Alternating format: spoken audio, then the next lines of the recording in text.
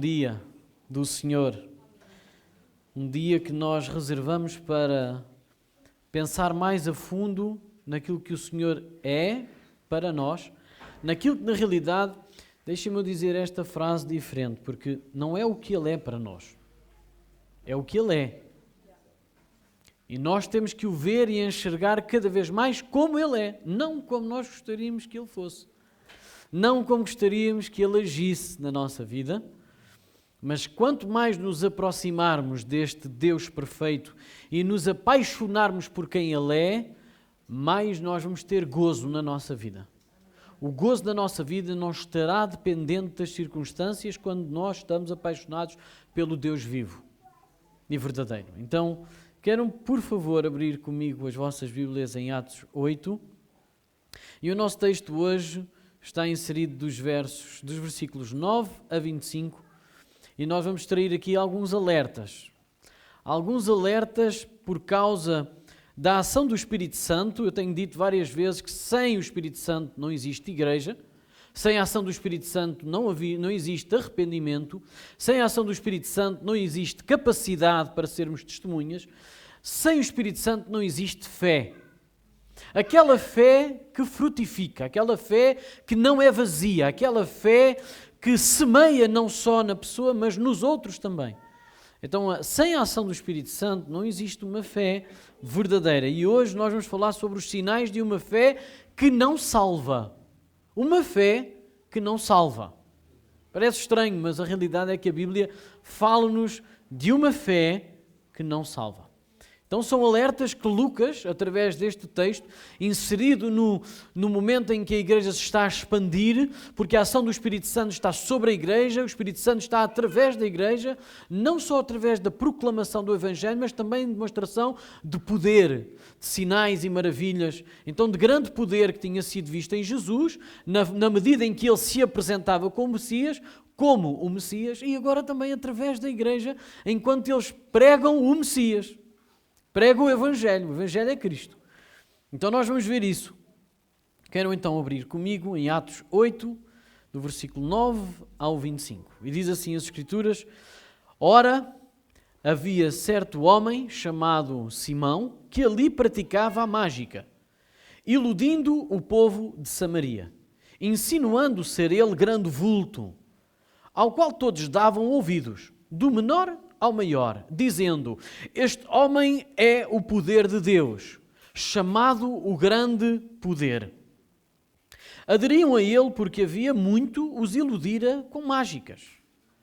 Quando, porém, deram crédito a Filipe, que os evangelizava a respeito do reino de Deus e do nome de Jesus Cristo, iam sendo batizados, assim homens como mulheres. O próprio Simão abraçou a fé e, tendo sido batizado, acompanhava a Filipe de perto, observando extasiado os sinais e grandes milagres praticados. Ouvindo os apóstolos que estavam em Jerusalém que Samaria recebera a palavra de Deus, enviaram-lhe Pedro e João, os quais, descendo para lá, oraram por eles para que recebessem o Espírito Santo, porquanto não havia ainda descido sobre nenhum deles, mas somente haviam sido batizados em o nome do Senhor Jesus. Então lhes impunham as mãos e recebiam estes o Espírito Santo.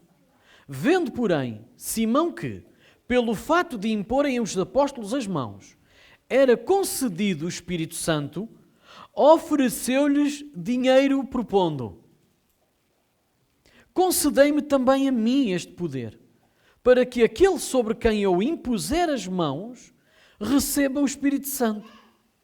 Pedro, porém, lhe respondeu: o teu dinheiro seja contigo para perdição, pois julgaste adquirir por meio dele o dom de Deus. Não tens parte nem sorte neste ministério, porque o teu coração não é reto diante de Deus. Arrepende-te, pois, da tua maldade e roga ao Senhor. Talvez te seja perdoado o intento do coração. Pois vejo que estás em fel de amargura e laço de iniquidade. Respondendo, porém, Simão lhes pediu: rogai vós por mim ao Senhor, para que nada do que dissestes venha sobre mim, ou sobrevenha a mim. Eles, porém, havendo testificado e falado a palavra do Senhor, voltaram para Jerusalém e evangelizavam muitas aldeias dos samaritanos. Até aqui a palavra do Senhor. E o que é que nós podemos aprender com isto hoje? A maneira mais simples que eu encontrei para ilustrar aqui o problema, o erro de Simão, com esta experiência que ele teve ao ver Filipe, é a mesma experiência que nós temos com crianças. Quando nós temos uma criança ao colo, imagine que tem uma criança ao colo e de repente nós vemos para lá da janela um pássaro. E nós queremos mostrar àquela criança o pássaro. E nós estamos felizes porque nós vamos poder mostrar um pássaro à nossa criança e com aquela alegria nós apontamos o dedo e começamos a dizer à criança: olha, um pássaro. Para onde é que a criança vai olhar? Quem é que trabalha com crianças? Quem é que tem crianças? Para onde é que a criança vai olhar? Para o dedo. Porque nós vamos apontar para o pássaro, porque nós estamos a ver o pássaro. Mas a criança vai olhar para o dedo. Nunca vos aconteceu? Olha um avião. Aqueles primeiros momentos em que nós vemos um avião e nós queremos mostrar o avião ao nosso filho. E ele olha para todo o lado, menos para o avião. E o avião passa. E passa a oportunidade de nós lhe mostrarmos e apresentarmos um avião. E estávamos tão entusiasmados e tão animados a mostrar o avião. E naquele momento, nós estamos a mostrar o pássaro e queremos que ele veja o pássaro, mas ele olha para o dedo e aquilo que ele faz é todo animado pela nossa animação, todo extasiado pela nossa alegria e nossa adrenalina de querer mostrar, e ele faz assim também. E o que ele quer é fazer assim também, porque ele está tão ele vê-nos tão entusiasmados a mostrar uma coisa assim, que eles também querem fazer assim. E o pássaro vai-se embora e eles não viram o pássaro. Aconteceu o mesmo com Simão. Ele viu Filipe a apontar o dedo, mas para Cristo. E aquilo que ele se entusiasmou verdadeiramente foi por apontar o dedo, pelos apontamentos. E não conseguiu ver Cristo nem a sua glória. Por isso não brotou nele tudo aquilo que é necessário quando nós conhecemos Cristo. E esta é uma ilustração que nos mostra como nós vemos o sinal. Na realidade, Filipe vê o sinal e ele está animado porque Filipe está animado e ele está animado porque as multidões estão animadas e há um movimento e mais. Ele vê um apontamento superior ao seu próprio entendimento, porque ele próprio animava a malta com apontamentos dele, com mágicas, com ilusões, com enganos. E ele percebia que aquele entusiasmo provocado na multidão era superior àquele entusiasmo que ele conseguiria fazer até então. Então ele fica completamente entusiasmado com Filipe e diz a palavra que ele o segue de perto, todo extasiado, maravilhado, atónito. Ele segue de perto. No entanto, além dos sinais serem muito maiores do que ele conseguiria fazer com a sua própria ilusão ou mágica, ele nunca viu Cristo. Ele não reproduziu em si aquela necessidade de arrependimento. Ele nunca reconheceu a sua maior tristeza, o seu pecado. A necessidade de arrependimento e a glória de Cristo no Evangelho que perdoa e limpa o perdão dos pecados, ele não conseguiu ver, nem a sua necessidade. Então nós vimos nos capítulos anteriores algumas estratégias que Satanás utilizou para tentar travar o impulso da igreja ou mesmo, se possível, extinguir o corpo de Cristo, extinguir a proclamação do Evangelho, extinguir a possibilidade de salvação no mundo.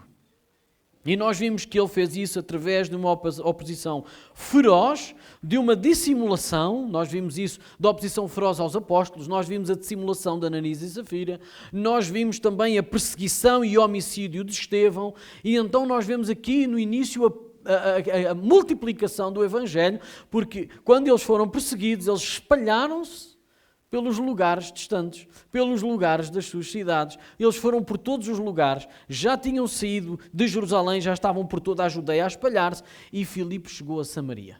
Nós vimos isso a semana passada, que ele quebrou o preconceito dos samaritanos, ou seja, dos próprios judeus para com os samaritanos, e ele já podia pregar o Evangelho e dar-lhes a mesma possibilidade que os israelitas estavam a ter. Então houve aqui uma série de artimanhas do diabo, e agora, neste momento, a artimanha que ele encontrou é que era usar falsas conversões, falsos profetas, falsos apontadores. E quero-vos dizer que esta talvez é uma das maiores manhas do inimigo hoje, nos dias de hoje. E que muitas vezes passa-nos despercebido. Eu creio que pelas Escrituras, pelo ensino, nós vamos chegar lá. Vamos ver as palavras de Jesus a serem cumpridas onde quer que Deus semeie a verdadeira semente. Lembre-se que quando Jesus semeia a sua semente, também o diabo semeia joio. E esta é uma verdade que Jesus pregou e alertou a igreja.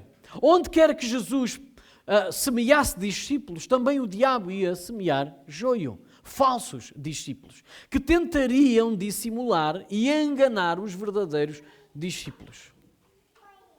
Simão era popular, mas ele não era convertido. Ele era um showman, mas não era um cristão verdadeiro. Ele era extraordinário aos olhos das pessoas, mas ele não era autêntico aos olhos de Deus.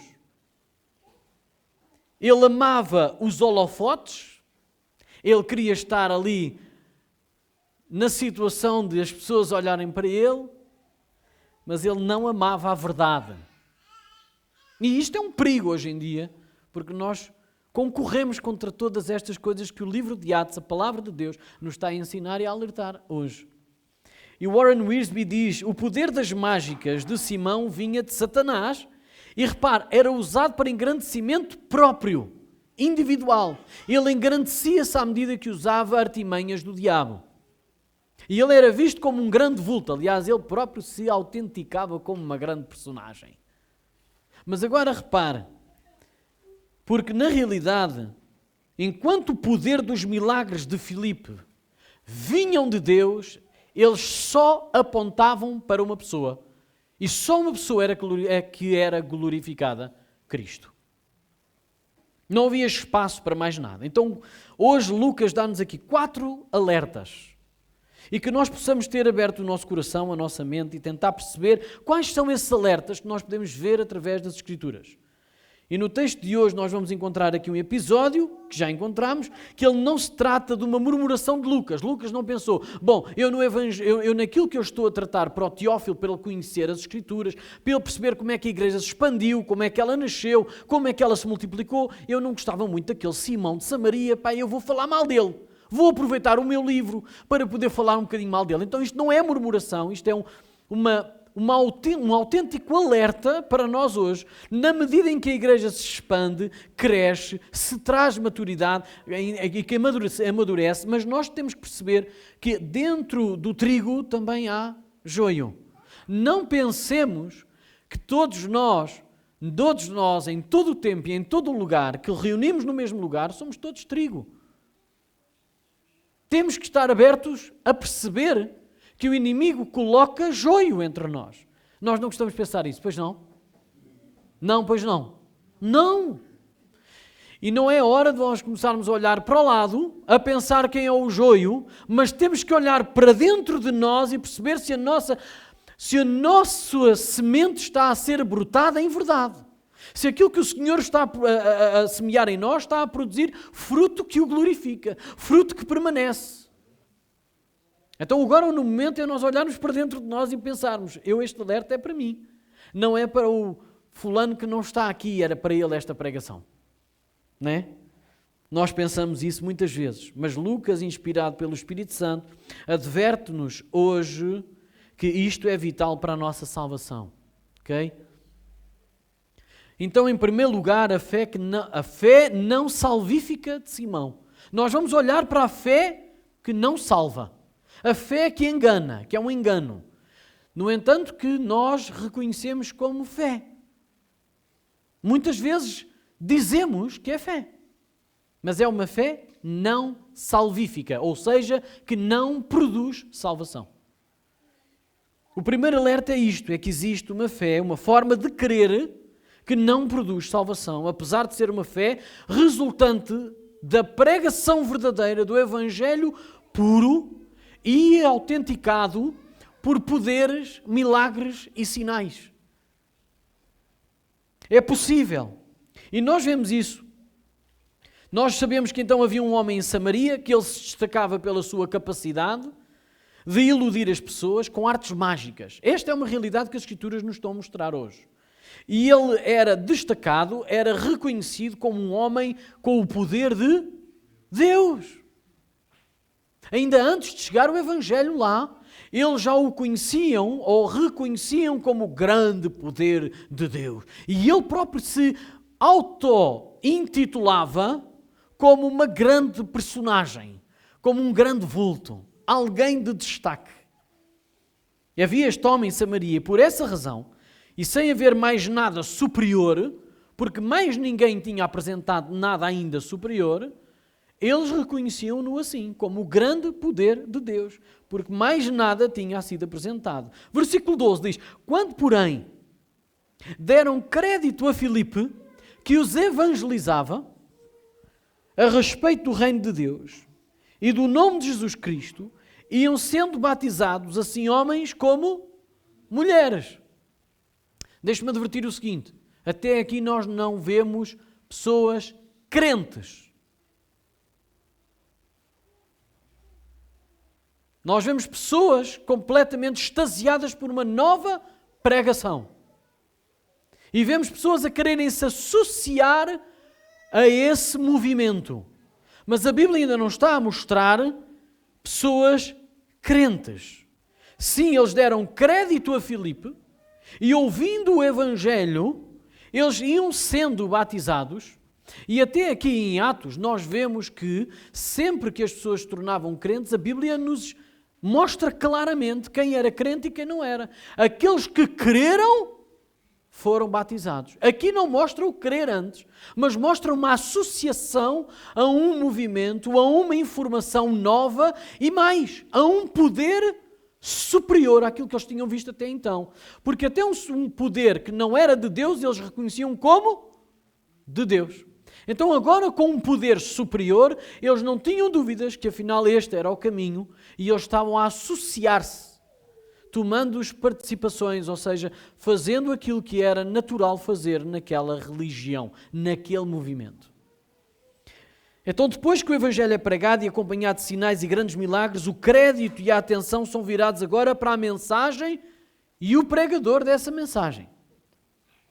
Assim, todos os que davam crédito a esta nova mensagem, acompanhada de revelação completamente estonteante, diferente, eles associavam-se e eram batizados. Versículo 13. O próprio Simão abraçou a fé. Repara o que é que Lucas nos está a dizer. O próprio Simão abraçou a fé. E tendo sido batizado, acompanhava a Filipe de perto, observando extasiado os sinais e grandes milagres praticados. E Lucas está a escrever-nos isto por uma razão muito simples. Para que nós olhemos para dentro de nós e tentemos entender que tipo de fé nós estamos a ter. Que tipo de fé eu tenho? E esta é a pergunta que nós temos que fazer hoje. Porque os sinais de uma fé que não salva e também existem os sinais de uma fé que salva. E eu não estou a dizer isto de balde, não estou a dizer isto em vão. Quando diz o próprio Simão abraçou a fé. Bom, nos dias que correm, deixe-me dizer o seguinte. Não havia ninguém que pusesse em causa a fé desta pessoa que estivesse aqui. Porque era uma pessoa que não só já tinha destaque entre os irmãos, como não só estava extasiado com aquilo que estava a acontecer e com a mensagem que estava a ser pregada, como ele queria ser o companheiro do pregador. de quem estava mais perto do pregador. E isso iludiu o próprio Simão e não só, todas as outras pessoas. É por essa razão que esta palavra está aqui escrita. Para nos alertar de que não é o que os olhos conseguem ver que nos mostram a profundidade da fé ou a realidade da fé da pessoa. E nós já vamos ver isto. Então Simão estava extasiado, estava tão contente com aquela mensagem, tinha abraçado aquela mensagem e tinha abraçado tanto aos olhos das outras pessoas que ele estava ao lado de Filipe enquanto ele fazia aquelas coisas todas. Então nós vemos aqui uma pessoa que está aos nossos olhos convertida. É ou não é? E ai de quem dissesse ainda não é convertido. E nós diríamos então, pelos frutos os conhecereis, sim ou não? Exatamente. Estão com este ânimo todo, está com esta pica toda, vai aos cultos todos, está ao lado do pastor, ao lado do pregador, está ao lado de tudo aquilo que está a ser feito, então não podemos pôr em causa esta fé. Seria assim que nós lidaríamos nos dias de hoje. E é assim que crescem imensas igrejas e se multiplicam. Mas quando nós somos confrontados com o Evangelho verdadeiro, há uma coisa que é exigível automaticamente e que nós vamos ver que Simão não tinha aos olhos dos apóstolos. Simão agora, aos olhos das pessoas, era crente, batizado e acompanhava Filipe de perto. Ele poderia ser considerado um crente fervoroso. Qual nós ainda pormos a fé dele em causa? Não! Ele é um crente exemplo. E nós vamos perceber o que é que o Espírito Santo nos mostra relativamente a esta fé. Acontece alguma coisa que nos revela afinal a raiz desta fé e que esta fé não tem base no Evangelho e é uma fé falsa. Os apóstolos chegam a Samaria e começam a orar e a impor as mãos sobre os samaritanos, já convertidos, para que eles recebessem o Espírito Santo. Vamos lá ver em versículos 18 a 23, diz assim: vendo, porém, Simão, que pelo fato de imporem os apóstolos as mãos, era concedido o Espírito Santo, ofereceu-lhes dinheiro, propondo: concedei-me também a mim este poder, para que aquele sobre quem eu impuser as mãos receba o Espírito Santo. Pedro, porém, lhe respondeu: o teu dinheiro seja contigo para perdição, pois julgaste adquirir, por meio dele, o dom de Deus. Sabe quais são estas... se vocês forem a outras traduções, sabe qual é a frase que está aqui? Vai para o inferno com o teu dinheiro, porque tu ainda não entendeste a raiz do Evangelho e tu achas que se pode comprar o alcance do que o Evangelho é. Tu não estás a entender, então vai para o inferno com o teu dinheiro. É estas as palavras duras de um apóstolo. Que ao invés de consolidar os crentes, está a colocar o quê? Uma vassoura. Está a varrer a igreja. Está a mostrar quem são os verdadeiros crentes e os que não são crentes. Repare, como é que nós acharíamos hoje, se os apóstolos chegassem aqui hoje e nós apenas tivéssemos crido ainda com o coração, mas ainda não tivéssemos o Espírito Santo, na verdade, dentro de nós? Ele ainda não tivesse brotado dentro de nós, ainda não tivéssemos cheios dele. O que é que isso acontecia? Nós acharíamos que a pessoa, quem é que os apóstolos teriam que impor as mãos e orar primeiro? Era pelo pregador e por quem estava mais próximo do pregador. É ou não é? Era assim que nós faríamos, sim ou não? No entanto, os apóstolos começam a impor as mãos, não é aleatoriamente, mas a orar pelas pessoas para que aqueles que tivessem crido recebessem o Espírito Santo de Deus. E aqui Simão começa a ter conversa com o apóstolo Pedro. E começa aqui uma barganha, um negócio. E Pedro é-lhe dada a possibilidade, e não sei se ele não tinha já esta intenção, e se o Espírito do Senhor já o tinha guiado a fazer isto, para que aqueles que não são se revelem. Ou melhor, aquilo que as pessoas são seja revelado aos olhos de todos. Repare, ele era um homem com grande testemunho em Samaria. Era necessário expor a falsidade daquele homem, para que não houvesse um testemunho dúbio. Do género, afinal, quem é que temos que seguir? Filipe, pregação de Filipe, ou a pregação do Simão? Porque Simão era de lá.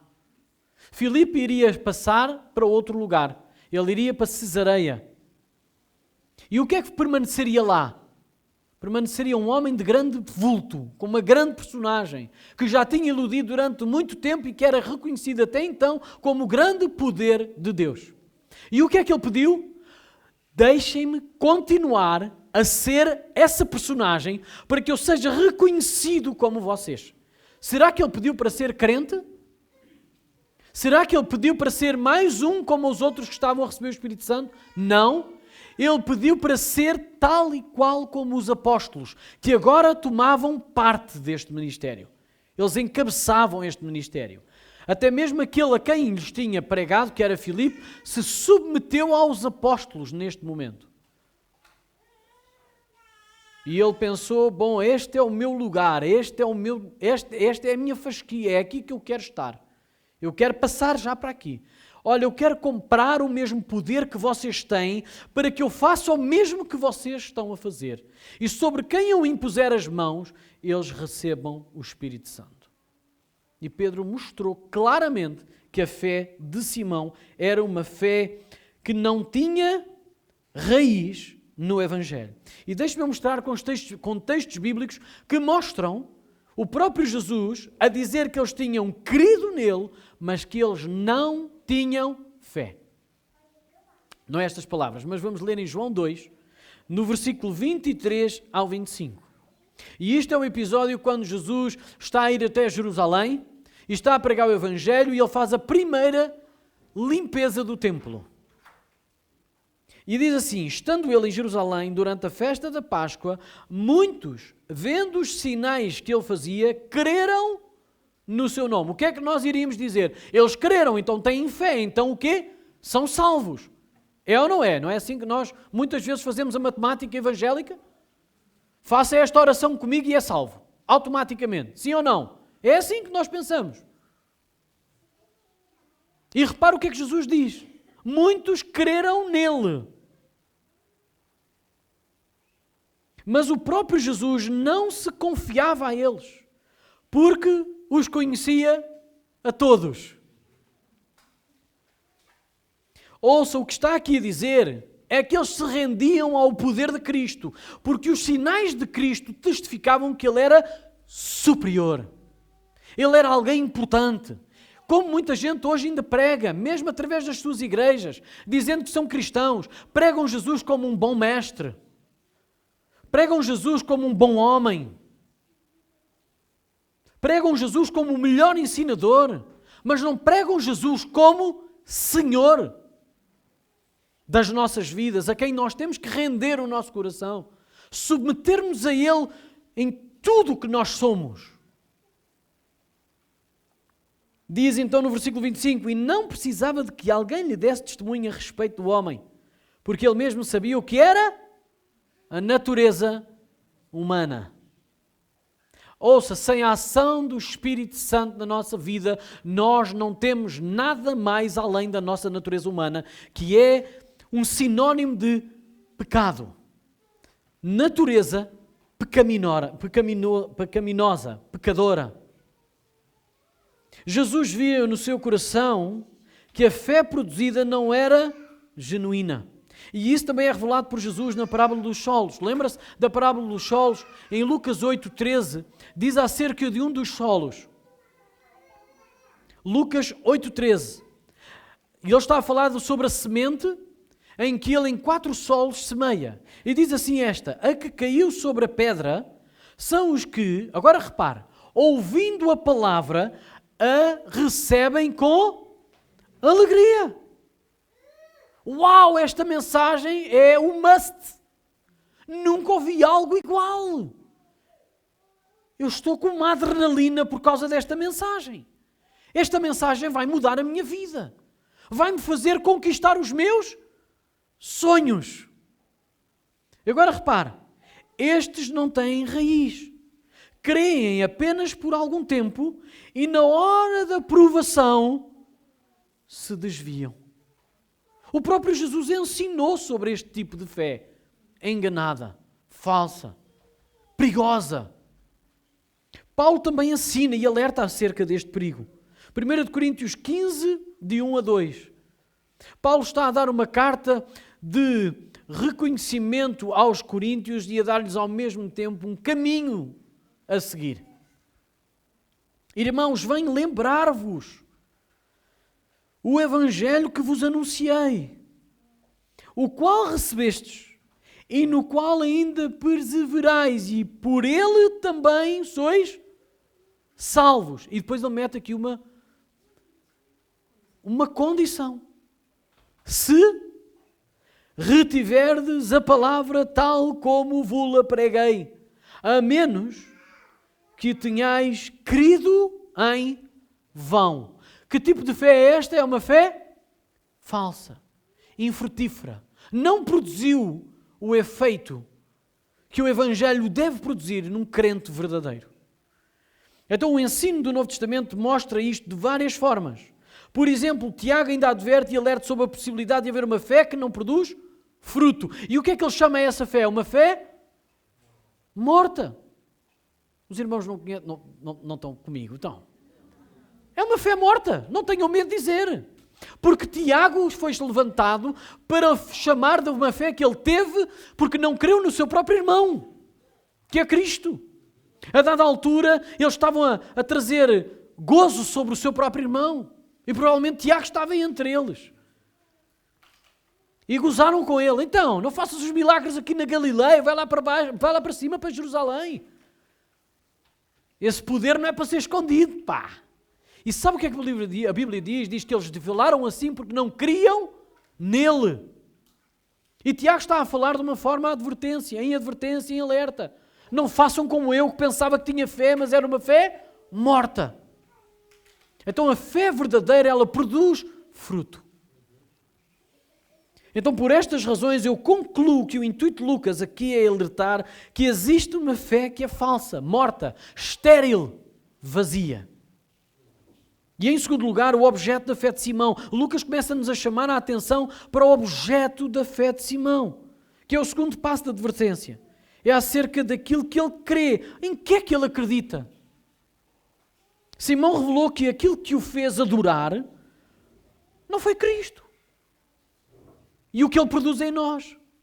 Nem o que ele traz a nós foram os fenómenos sobrenaturais que ele viu. Ele não viu o pássaro, ele viu o dedo apontado e pensou, eu quero apontar da mesma forma. Porque eu vejo a adrenalina que isto criou nas pessoas. Irmãos, e todos nós, no nosso egocentrismo, no nosso pecado, queremos ser validados. Queremos ser confirmados, afirmados. E quando nós vemos que alguma coisa afirma ou confirma os outros, anima os outros, nós temos a tendência em copiar. Por isso é que hoje há muitas igrejas que se copiam umas às outras. Sem tentar, lembram-se da semana passada quando eu disse que havia um pastor e um pregador que num dos seus podcasts estava choroso porque dizia, nós pastores muitas vezes pregamos em papagaio. Porque temos sempre aquela sede de conhecer mais livros, mais informação, primeiro do que os outros para apresentar aquilo. Mas nós estamos a falar da experiência dos outros. Enquanto que aquilo que Deus quer trazer a nós é a nossa experiência com Ele. E isto é muito evidente, nós temos de nos identificar nisto. Não é aquilo que produz nos outros, é aquilo que o Senhor produz em nós. Então aquilo que fazia vibrar Simão e fazê-lo continuar ao lado de Filipe não foi Cristo, nem a sua glória, mas os sinais e os grandes milagres em demonstração de poder. O que é que nos faz vir à igreja? O que é que nos faz nos autenticarmos ou identificarmos com Cristo? É o nosso sucesso?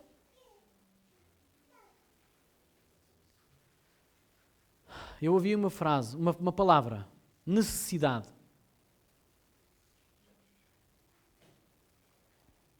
Simão já era um feiticeiro e tinha uma reputação enorme ali naquele lugar. Ele era destacado entre os seus conterrâneos e isso devia-se às artes mágicas. à feitiçaria que ele conseguia produzir, em ligação a Satanás. No entanto, depois de ele ouvir a mensagem de Filipe e testemunhar o poder visível nos sinais e grandes milagres, ele viu algo que nunca tinha visto. Ou no máximo, ele tinha visto Jesus fazer quando ele passou por Samaria. Então, quando os apóstolos chegam a Samaria, ele vê que aquele poder está a ser transmitido e está a ser doado às outras pessoas, pelos apóstolos.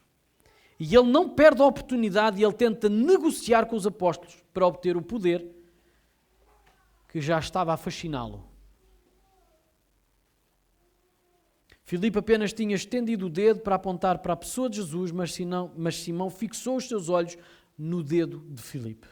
E ele estava tão entusiasmado com aquela forma de estar, com aquela forma de viver evangelismo, com aquela forma de viver a salvação, que ele próprio tentou negociar com os apóstolos para poder apontar daquela maneira e ser visto daquela maneira. Ele perdeu toda a noção. O objeto da fé dele era o poder que ele via que estava a ser exercido. Não tinha nada a ver com Cristo, nem com a sua glória, nem a render-se a Ele. O que Simão pretendia com aquele poder era engrandecer-se ainda mais. Não tinha que ver com Cristo crescer e ele humilhar-se diante de Cristo, tinha que ver com ele ser cada vez mais engrandecido e humilhar um povo pela ignorância deles não conseguirem reproduzir aquilo que ele conseguia reproduzir e destacar-se por ser o único a fazer aquelas coisas. Então o objeto de fé de Simão era ele tornar-se um dos transportadores do poder de Deus. Agora já não era uma farsa. Agora ele sabia, porque ele quando ouvia este é o grande poder de Deus, ele sabia que não era. Ele sabia que enganava as pessoas simplesmente, mas como aquilo lhe trazia benefício, ele ficava naquela de deixem-nos falar. Porque enquanto eles pensarem assim, estou bem, eu estou com um benefício enorme. Em terra de cego, quem tem olho é rei. E ele achava-se o rei da macacada dos samaritanos. E nós podemos ver em terceiro lugar que Lucas nos transporta ou nos alerta à fé de Simão e o que é que ele buscava. Nós já sabemos que ele queria o poder, mas o que é que ele buscava? Qual era a intenção do seu coração? Era glorificar a Cristo? Não, era ser admirado. Ele acompanhava Filipe porque viu a admiração que o povo lhe rendeu, porque lhe roubou a atenção. E ele pensou desde o momento, como é que eu vou resgatar esta atenção? E ele viu uma brecha aberta quando viu os apóstolos a chegar e perceber, ok, é este poder que eu preciso, porque este é sobre Filipe. Quando eles já reparem daqui, eu vou ser maior do que Filipe. Eu estou a fazer a minha análise, está bom? Então a fé de Simão buscava admiração. Agora o que Lucas revela é o core da fé de Simão. O que é que ele buscava? E ele está a nos alertar para nós reconhecermos qual é o centro da nossa fé. A quem é que nós realmente adoramos? É a nossa admiração, é o nosso conforto, é a nossa segurança, é o nosso sucesso ou é Cristo ressurreto? Por 3 vezes Lucas emprega a palavra no grego admiração ou maravilhado. A nossa Bíblia mostra isto como ilusão. Já há muito que os iludira. E depois diz que já os iludia, mas depois fala no terceiro momento que o próprio Simão estava completamente extasiado, maravilhado. E a palavra no grego é a mesma. E aquilo que Lucas está a mostrar é, ele já tinha maravilhado as outras pessoas, e há muito que os maravilhava, mas agora era a vez dele ficar maravilhado. Quando o poder de Deus ficou revelado de uma forma verdadeira. Está a entender o que Lucas está a dizer? Ele já há muito maravilhava as pessoas, e há muito tempo que ele os iludia, ou seja, maravilhava desta forma, mas agora era a vez dele, quando o poder de Deus foi demonstrado de uma forma verdadeira, de ser ele a ficar admirado. Ele ficou extasiado, a palavra é a mesma, existemi, no grego. Quem gosta de trabalhar com essas coisas pode ir ver versículo 9, existemi, versículo 11, existemi, versículo 13, existemi. Ou seja, ele maravilhava o povo, e agora foi a vez dele ficar maravilhado, extasiado, completamente atónito, sem ter resposta, de conseguir explicar o que estava a acontecer, porque essa era a razão. Então Simão antes admirava o povo e agora foi ele que ficou admirado, derrotado. Porque aquilo que estava no coração dele era ser admirado por aquele povo. E ele não queria descer de pedestal. Queria abraçar a fé, mas não queria deixar de ser quem era. Qual é uma das primeiras premissas para nós chegarmos a Jesus? Negue-se a si mesmo. E ele não quis negar-se a si mesmo. Repare, isto mexeu com Simão. Ele estava habituado a fazer-se admirar e agora era ele que estava admirado com um poder que ele não conseguia explicar, nem conseguia entender como ganhá-lo. Mas com os apóstolos ele tentou negociar. Então nós vemos que a fé de Simão era resultado de um coração caído. Este é o último alerta que Lucas nos dá. Agora aqui ficou revelado o coração de Simão e ele mostra que afinal a fé de Simão nunca poderia frutificar, nunca poderia ser salvífica, porque ele estava baseado num coração caído. Neste último alerta nós percebemos que Lucas mostra-nos o que é que impede a fé de se tornar verdadeira, que é o coração caído de Simão. Veja comigo nos versículos 20 a 21. Pedro, porém, lhe respondeu: o teu dinheiro seja contigo para perdição, pois julgaste adquirir por meio dele o dom de Deus. Não tens parte. Sabe o que isto quer dizer? Tu não és salvo, nem tens parte neste negócio. E mais, nem tens sorte neste ministério, ou seja, tu não pertences a este ministério da pregação do Evangelho. Sabe porquê que Pedro diz isto de uma forma claríssima? Porque só pode pregar o Evangelho quem já vive por ele. Nós não podemos dar nada a ninguém que não tínhamos antes. É isto que Pedro está a mostrar a Simão. Tu não podes ter parte neste ministério porque tu ainda não fazes parte dele. Ok, entende? Tu não consegues pregar o Evangelho, nem muito menos manifestar o poder de Deus, porque Deus não mora em ti. Não tens parte nem sorte neste ministério. Porquê? E aqui vemos a razão. Porque o teu coração não é reto diante de Deus.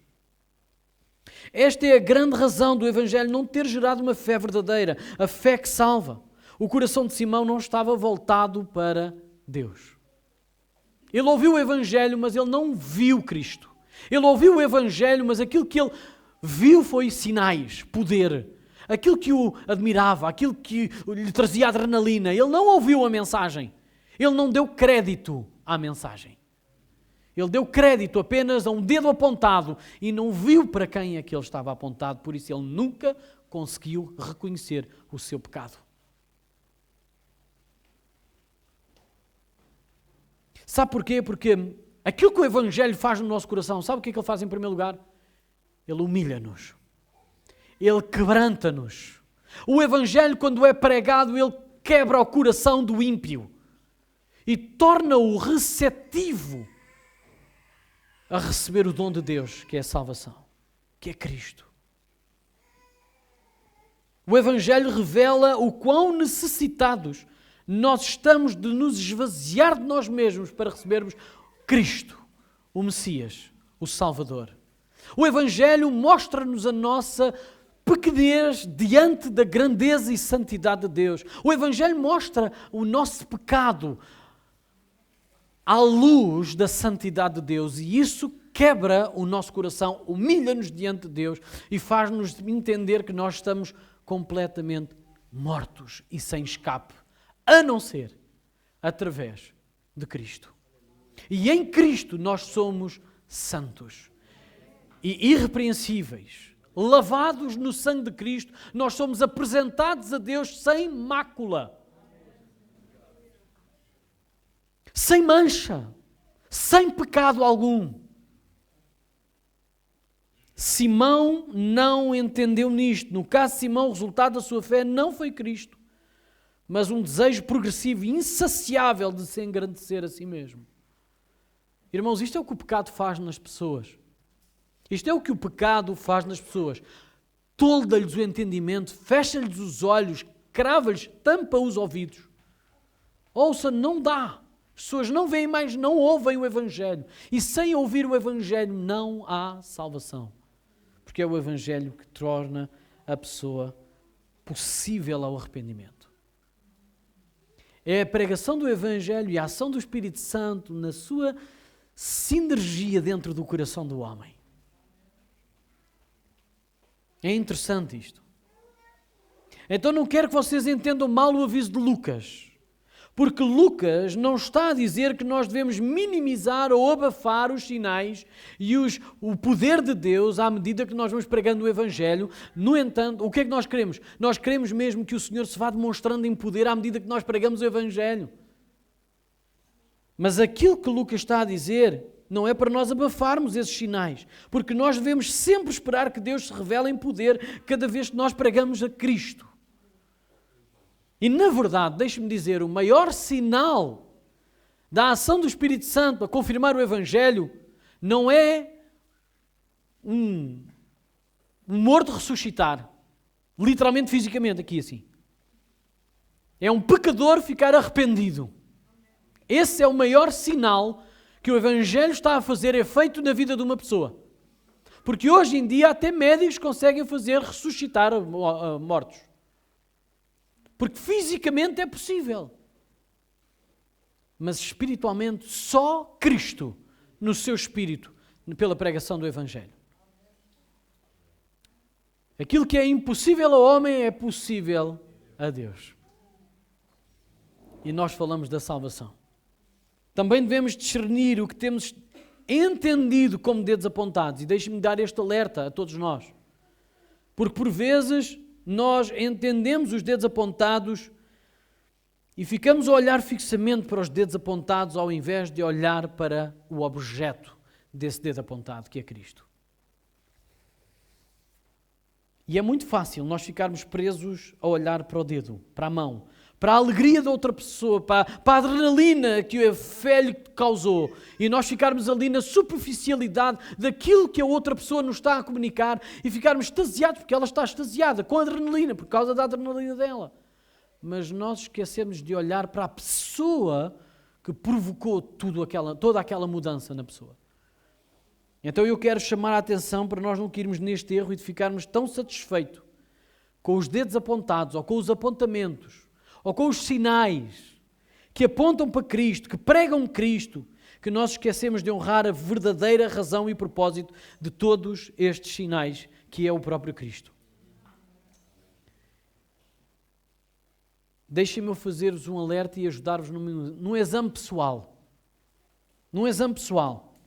E deixem-me explicar o que é um dedo apontado nos dias de hoje. Um dedo apontado nos dias de hoje pode ser uma pregação, um pregador, um modelo de pregar, um modelo de igreja, um movimento, um pregador preferido, um livro ou autor de livros preferido.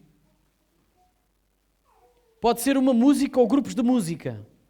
Ou qualquer outra forma de apresentar Jesus. Qualquer outra forma de apresentar Jesus. Tudo são apontamentos para Cristo. Porque Jesus é único. E é o único que merece toda a honra, toda a glória e todo o poder. Tudo o resto são apontamentos. Que são bons. Nós não olhamos para Filipe, apontar para Cristo e pensar, foi mau, os sinais não deviam ter acontecido. Não, foram bons. Foram bons. E vieram de Deus. Só que o que vem de Deus e vem por Deus é para apontar a Cristo, o Senhor. E Cristo aponta para o Pai. Ouça, em João 15, quando o próprio Jesus está a apresentar que Ele é a videira verdadeira e que nós somos os ramos e devemos dar fruto, Ele diz que é fruto que permanece, é fruto que glorifica o Pai. Porque o Filho glorifica o Pai. Então, se nós glorificamos o Filho glorifica o Pai, nós estamos a fazer o nosso trabalho, estamos a dar fruto. E esse é o fruto que permanece. E nós não devemos depender de qualquer outro apontamento, além de Cristo e da ação do Espírito Santo para a igreja hoje. Por isso é que Jesus, quando disse, vocês vão ser minhas testemunhas, Ele disse, mas fiquem em Jerusalém, até que do alto sejam revestidos de poder. Porque sem esse poder, irmãos, nós não conseguimos ser suas testemunhas. Em primeiro lugar, porque nós não nos sujeitamos verdadeiramente ao Senhor. Lembra-se do nosso, como é que eu posso dizer? Do nosso ensino sobre o Espírito Santo, sobre os dons do Espírito Santo, ainda há bem pouco tempo. E um dos ensinos é, o que é isto de ser cheio do Espírito Santo?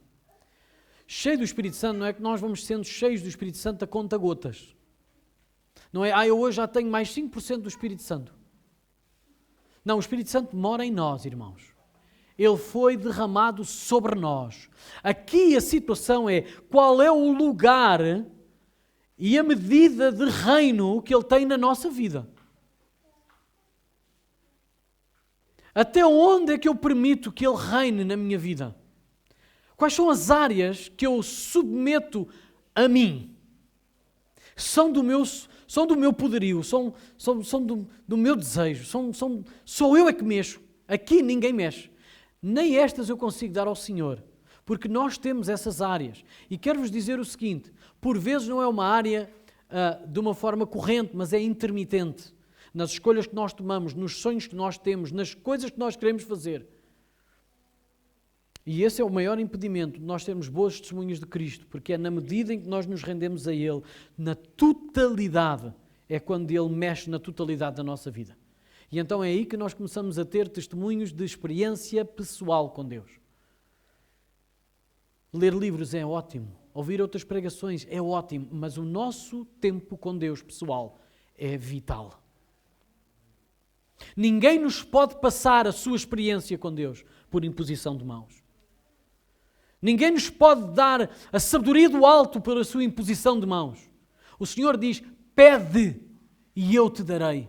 Não diz, olha, se tu quiseres, então pede ao pastor, ele ora por ti e tu vais receber e vais ter vitória. Deus quer ter um relacionamento pessoal com cada um que está aqui.